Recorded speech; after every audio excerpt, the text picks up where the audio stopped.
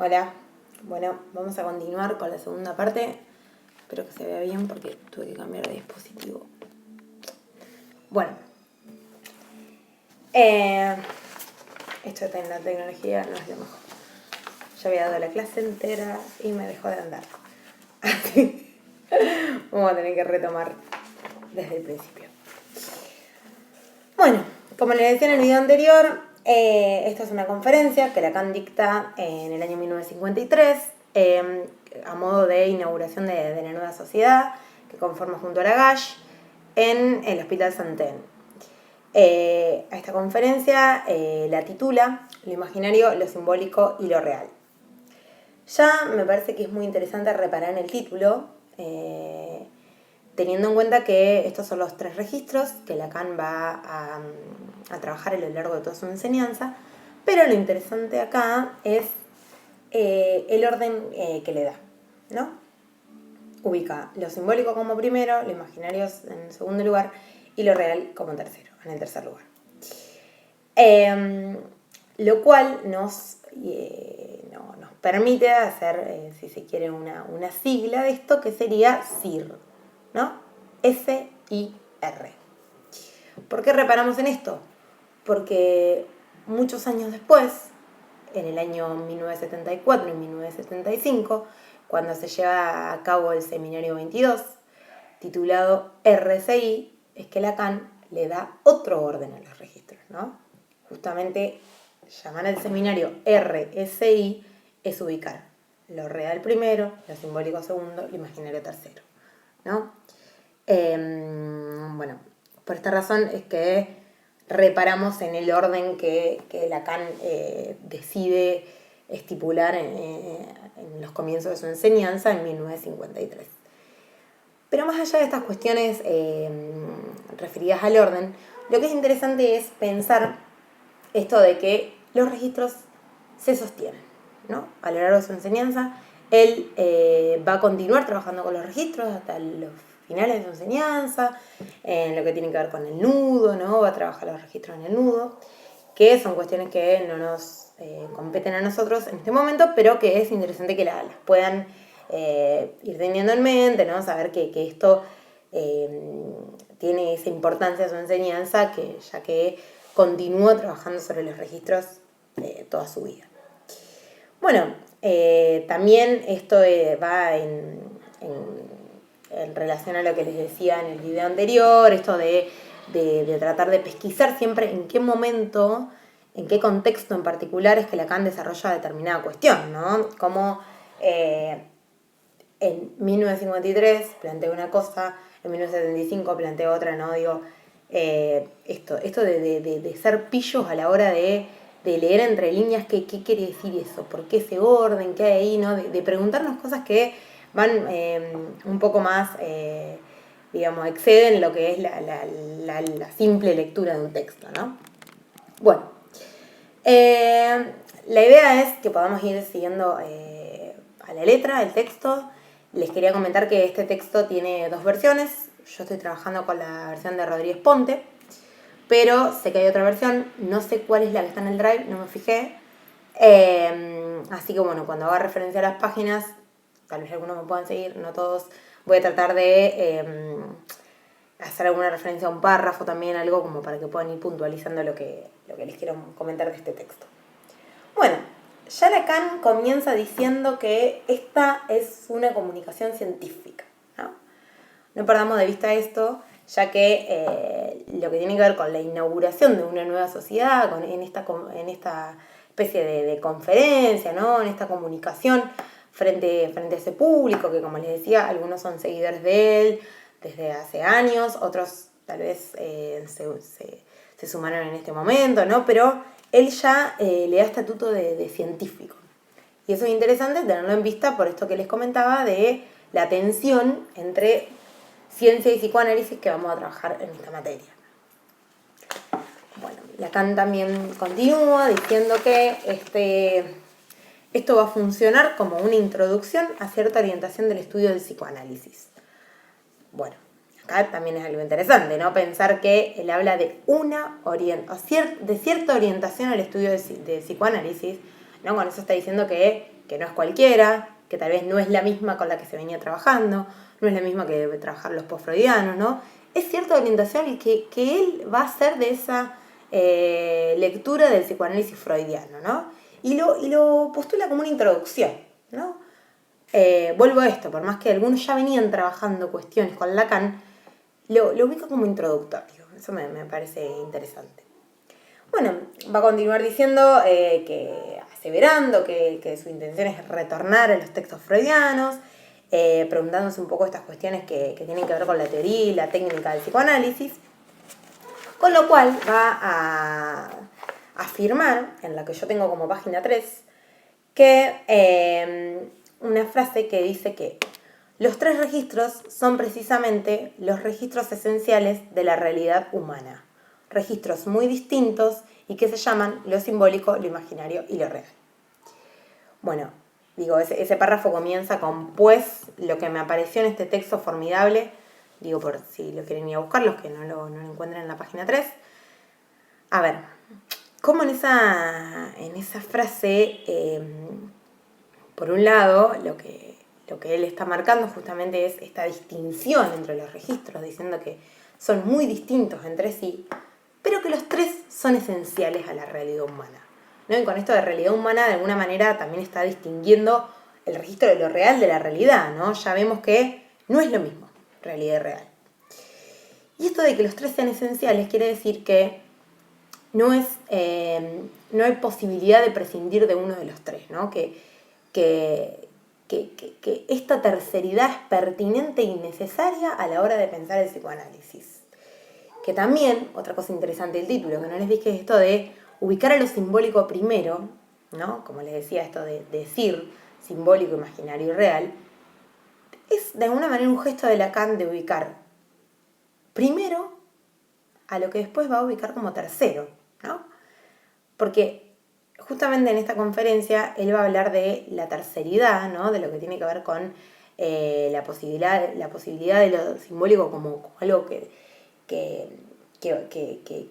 trabaja en esa terceridad, ¿no? Que va a ponerse a jugar ahí en lo que es la dualidad imaginaria, ¿no? Va a intervenir ahí. Entonces, lo simbólico va a ser una terceridad. Entonces, es interesante esto de ponerlo primero. Primero lo que va a funcionar como terceridad, ¿no? Y bueno, entonces justamente en esta frase es que habla de la necesidad de esa terceridad, ¿no? De que los 3 son parte de la realidad humana. Por eso no podemos prescindir de ninguno de ellos. Por más que de alguna manera hagamos este trabajo más bien didáctico de diferenciarlos a la hora de estudiarlos, ¿no? y de poder decir cuestiones que atañen a cada uno de ellos, pero los 3 funcionan en la estructura, ¿no? Bueno. Después Lacan continúa comentando sobre los pacientes de Freud, sobre estos trabajos que él llevó adelante antes de lo que se conoce como los seminarios que empezó a dar públicamente, ¿no? Donde yo les comentaba que trabajó El hombre de los lobos, El hombre de las ratas, Dora, bueno. Y a partir de hacer algún comentario de esos casos que trabajó, le surge la pregunta sobre la experiencia analítica y los límites de esta experiencia, ¿no? Ahí Lacan se empieza a preguntar qué tiene de particular esta experiencia, cómo es que genera transformaciones profundas en los sujetos, y de alguna manera se encuentra con que la eficacia de esa experiencia es que es una experiencia hecha en palabras, ¿no? Todos sabemos que lo característico de la experiencia analítica justamente es que está mediada por la palabra, ¿no? El medio con el que se trabaja es la palabra. Entonces ya de alguna manera nos adelanta esta importancia, podríamos decir, de la palabra en lo que concierne a la experiencia analítica y en algo que también va a tener que ver con esto de los registros. Bueno, entonces, continuando un poco con el texto, ¿no? A la letra, ya en la página 7, lo que yo tengo como página 7, va a empezar a definir lo que en este texto él define como lo imaginario. Bueno, cuando hablamos de lo imaginario, hacemos referencia a la imagen, ¿no? No tiene que ver con la imaginación, no con otras cuestiones, sino que lo imaginario es la imagen. Entonces, digo, ¿no? En este texto en particular les decía, porque después nosotros vamos a trabajar clases del seminario 1, en donde Lacan va a empezar a darle otro estatuto al imaginario, ¿no? Ahí va a empezar a desarrollar que el imaginario hace referencia al yo, ¿no? Esta imagen hace referencia al yo. Pero bueno, en este texto en particular define al imaginario a partir de lo que tiene que ver con los registros sexuales de los animales. Empieza a hablar de este orden de satisfacción imaginaria, ¿no? Que puede encontrarse en los registros sexuales de los animales, estas cuestiones instintuales que tienen que ver también con el ciclo sexual de los animales, ¿no? Lo que implica la imagen de ese semejante para que el animal pueda poner a funcionar esas cuestiones que atañen a lo sexual, ¿no? Como tal vez sin la imagen de ese semejante, nada de ese ciclo podía empezar a funcionar, ¿no? La importancia de la imagen hasta para algo tan biológico como lo sexual. Biológico los animales, ¿no? Estamos hablando en ese punto, digo.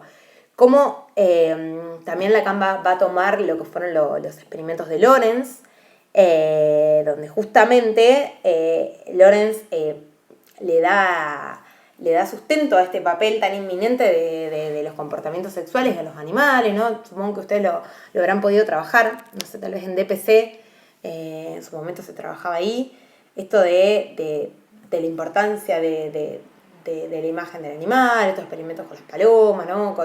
Digo, cómo esa imagen se vuelve tan importante para poder pensar algo del orden imaginario, incluso en esto que es la naturaleza. Bueno, por otro lado también ubica que lo imaginario siempre se va a constituir como un señuelo, ¿no? Ahí esto es la página 8. Esto que quiere decir que también ahí lo va a relacionar con esto del fetiche. Dice que el imaginario en ese sentido tiene siempre un efecto anticipatorio. Y ya vamos a hablar, a ver cuando hablemos del yo, como el imaginario, esto de que la imagen del yo se constituye como de manera anterior a la posibilidad del cuerpo de estar constituido, ¿no? Digo, hay una totalidad que se anticipa a esa totalidad del cuerpo que el niño todavía no tiene. Pero bueno, eso como para que vean este efecto anticipatorio que tiene el imaginario, que ya lo vamos a trabajar mejor en lo que respecta al yo. Así que bueno, les comentaba esto de los animales, de Lorenz, del valor de la imagen que la imagen tiene para otro sujeto, ¿no? En esto de poder generar algo en ese partener sexual para que la cosa ande, ¿no? Para que funcione esa reproducción, se vuelve necesario la imagen del partener. Y bueno, me parece que eso en líneas generales es lo que trabaja cada imaginario, ¿no? Entonces decíamos, la imagen, los ciclos sexuales de los animales, el fetiche, esto del señuelo. Y después más adelante creo que ya comienza a agregar algo de lo que tiene que ver con justamente el yo, en tanto el yo para constituirse como tal tiene que alienarse. Y en esa alienación es que se produce cierta agresividad con ese otro del cual se tiene que alienar, por eso también esta relación con ese otro semejante siempre es agresiva, ¿no? La agresividad también se puede ubicar ahí en el orden de lo imaginario, ¿no? En esta dualidad imaginaria de la que les hablaba antes, suele ser una relación de agresividad también, ¿no? Si se queda en el plano imaginario, ¿no? Bueno, y después comienza a definir lo que tiene que ver con lo simbólico, en donde va a ubicar a lo simbólico como el lenguaje, ¿no? Si no me equivoco, esto es en la página 10, ¿no? Y empieza a decir que el lenguaje es simbólico, lo cual tiene que ver en la relación entre el significante y el significado, que ya vamos a ver más adelante, pero se los adelanto, ¿no? Esto de que el lenguaje se hace presente ahí, ¿no? En esa relación entre significante y significado. Y que a su vez, en este texto Lacan plantea dos tipos de lenguaje que los sitúa, por supuesto, dentro del registro simbólico. Da dos ejemplos. Por un lado, lo que se conoce como el lenguaje de las contraseñas, y por otro lado, lo que él ubica como el lenguaje del amor. Bueno, respecto de las contraseñas, lo que va a decir es que en francés se les denomina como mot de passe, que significa palabra de pase, y justamente lo que dice, lo que va a decir de estos dos ejemplos de lenguaje es algo que tiene que ver con la significación, ¿no? Primero les comento un poquito cada uno y después vemos esa relación tan particular hacia la significación. Decíamos que está por un lado el lenguaje de las contraseñas y por otro lado el lenguaje del amor. Como les dije, el lenguaje de las contraseñas son las palabras de pase que entre determinadas personas, por lo menos dos o más, ya se establece cierto código, podríamos decir, en donde se puede transmitir algo ahí, ¿no? A forma de contraseña, de lenguaje cifrado, si se quiere. Y esto del lenguaje del amor, Lacan con esto se refiere a aquellas parejas que denominan a su partener con términos tales como, dice, animalitos o legumbres. De hecho, dice, las legumbres más vulgares o los animales más repugnantes, ¿no? Y entonces ahí entra en cuestión este hecho de cómo pensar que en el amor, que tal vez se supone que alguien debería denominar al otro de manera amorosa, ¿no? Digo, va contrapelo del sentido común esto de pensar que alguien puede llamar a su partener como el animal más repugnante. Bueno, justamente lo que dice Lacan respecto a esos dos lenguajes, el de las contraseñas y el del amor, es que ambos están desprovistos de significación. ¿Eso qué quiere decir? Eso quiere decir que justamente esto queda por fuera del sentido, ¿no? El que está por fuera de ese lenguaje no entiende el sentido de que ese lenguaje funcione así, ¿no? En el caso de las contraseñas, cuanto menos sentido tiene para otro, más contraseña es, ¿no? Mejor cifrada está. Y en el caso del lenguaje del amor, cuanto menos sabe el otro, también el que está afuera, más íntimo es, si se quiere, ¿no? Esto de que solo los dos parteneros pueden entender el sentido de ese término, ¿no? Bueno, digo, entonces en esto es que empezamos a encontrar que el lenguaje tiene una función, ¿no? Y en esto de la función es que esa mención que hace Lacan en el lenguaje como función nos lleva directamente a un escrito de esta misma época. Porque esto es algo que creo que no les dije, que en esto de que Lacan tiene seminarios y escritos, los escritos, si bien se publicaron todos en 1969, él iba escribiendo un escrito paralelo a cada seminario que iba dando. Entonces, en este caso, digo, esto de pensar en la palabra, en el lenguaje como función, nos lleva directamente a pensar en este escrito que es contemporáneo a esta conferencia, ¿no? Desde unos años después. Entonces, no es para que lo lean, pero sí para que nos ubiquemos en eso del contexto que les decía. Este escrito se llama Función y campo de la palabra y del lenguaje en psicoanálisis, ¿no? Bueno, digo, empezar a pensar esto, que el lenguaje tiene una función. Bueno, y también va a ubicar en el orden de lo simbólico al síntoma, en tanto él toma la definición del síntoma como palabra amordazada, ¿no? Como algo de lo que no se puede decir ahí, ¿no? Esto de amordazado. Y también en lo plurívoco del síntoma, ¿no? En esto de que puede tener muchas acepciones y que con esto volvemos a lo del sentido, ¿no? No tiene un único sentido para alguien, sino que puede tener más de una acepción, incluso para quien posee ese síntoma, ¿no? Entonces, bueno, a manera de una especie de resumen, ya que nos contamos con pizarrón, podríamos decir que para el registro imaginario ubicamos a la imagen y al yo, y en el registro simbólico ubicamos al lenguaje y a la palabra, ¿no? Bueno, y después continúa Lacan con esto de que les quería mostrar, si no me equivoco, una cita en particular, que se les voy a leer, ¿no? En esto de que termina de esto que les decía recién de lo simbólico como terceridad. Hay una cita en la página 19, de mi libro al menos, que ya les voy a decir cómo comienza el párrafo para que la puedan situar. Comienza el párrafo a mitad de la página, en mi caso. Esto no es ni más ni menos que lo siguiente.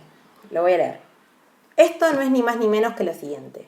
Que toda relación analizable, es decir, interpretable simbólicamente, siempre está más o menos inscripta en una relación de tres.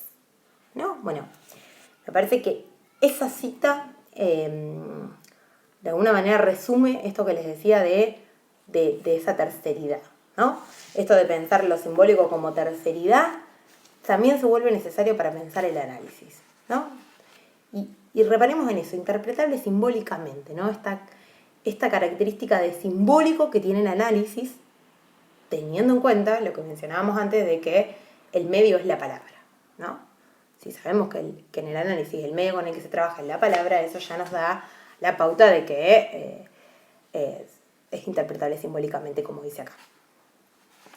Así que bueno, esto es lo que respecta a estos dos registros, que también es importante destacar que, como les decía, esto de el orden de los registros y los contextos en los que nos ubicamos, en este momento de su enseñanza, Lacan va a situar el mayor interés, podríamos decir, en estos dos registros, simbólico e imaginario.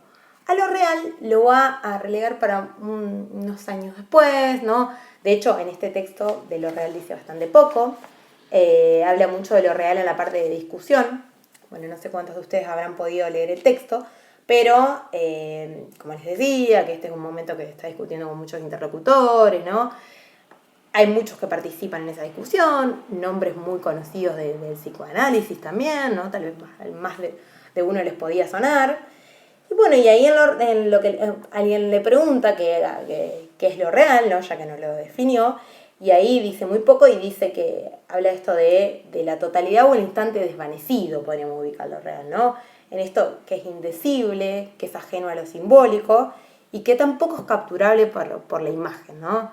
En esto de decir que es ajeno a lo simbólico, pero que tampoco es capturable por la imagen, no lo ubica en ninguno de esos dos registros y justamente lo distingue como otro registro, ¿no? Eso es lo que lo hace esto de la distinción que hablaba hace un rato. Y también frente a esa pregunta dice que es el choque con algo, ¿no? Que en la experiencia analítica se podría pensar como el silencio del analista, ¿no? Que también nosotros, para que ustedes se vayan dando una idea, lo podríamos ubicar como lo que tiene que ver con la pulsión de muerte, con la repetición, con algo que el aparato psíquico no logra inscribir.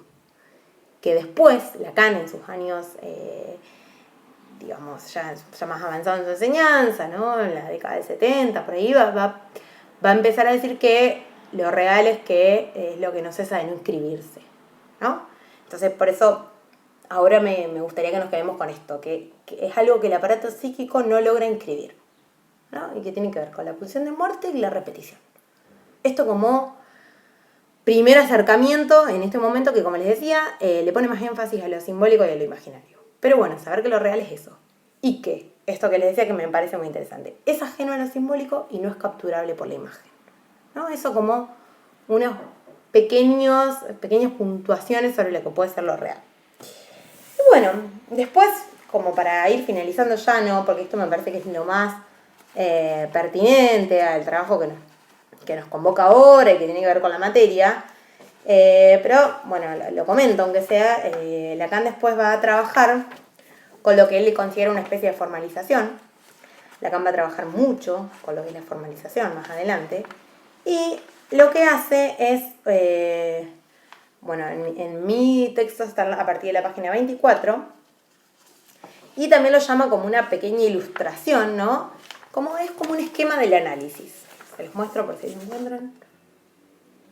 Bueno, en este esquema lo que él va a hacer justamente va a ser combinar los tres registros para pensar el análisis. Recordemos que al inicio de esta conferencia se preguntaba por cuestiones analíticas, por el límite de la experiencia, se respondió por esto de la palabra, ¿no? Pero digo, qué interesante es que se responde con esto de la palabra y lo denomina como una experiencia simbólica, esto interpretable simbólicamente que vimos, pero no se queda con que el análisis es solamente simbólico, ¿no? Digo, están en juego los tres registros. que esto es un poco lo que le quiero transmitir de esta conferencia. Los 3 registros están en juego constantemente, por más que los intentemos discernir para estudiarlos, pero están constantemente. Y en este esquema de análisis se ve muy claro.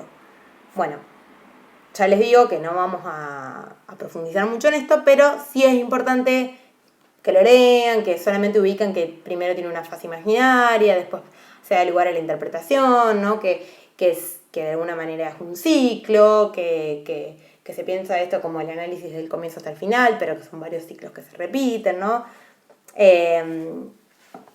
Bueno, no hay necesidad de que se lo sepan a esto, ¿no? Es muy raro que lo tomemos alguna vez, pero sí es importante esto de ubicar cómo los registros son parte de la experiencia analítica, los 3.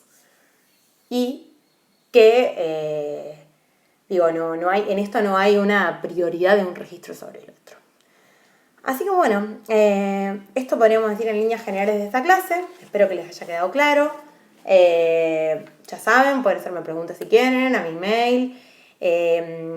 Como les comentaba, Franch va a dar clase de consulta. Tal vez, si ustedes quieren también, podemos empezar a hacer clase de consulta también en los prácticos. Pero bueno, teniendo en cuenta que recién este es el primer texto que damos, por ahí los teóricos van más avanzados, es que bueno, no me pareció por ahora necesario dar clase de consulta, pero bueno, ahora que ya tenemos un texto dado, si ustedes quieren, es cuestión de combinar un horario y hacerlo. Así que bueno, el próximo encuentro, que posiblemente va a ser la semana que viene o a fines de esta, siempre trato de subirles un video por semana, cosa de no avasallarlos tanto y teniendo en cuenta que los encuentros personales hubieran sido uno por semana, es que trato de mantener eso. Y bueno, así que la próxima clase vamos a dar Introducción al Gran Otro, que como les comentaba antes, está en el seminario 2. Y bueno, que es un texto que nos va a permitir seguir avanzando en esto de los registros, introduciendo nuevas categorías.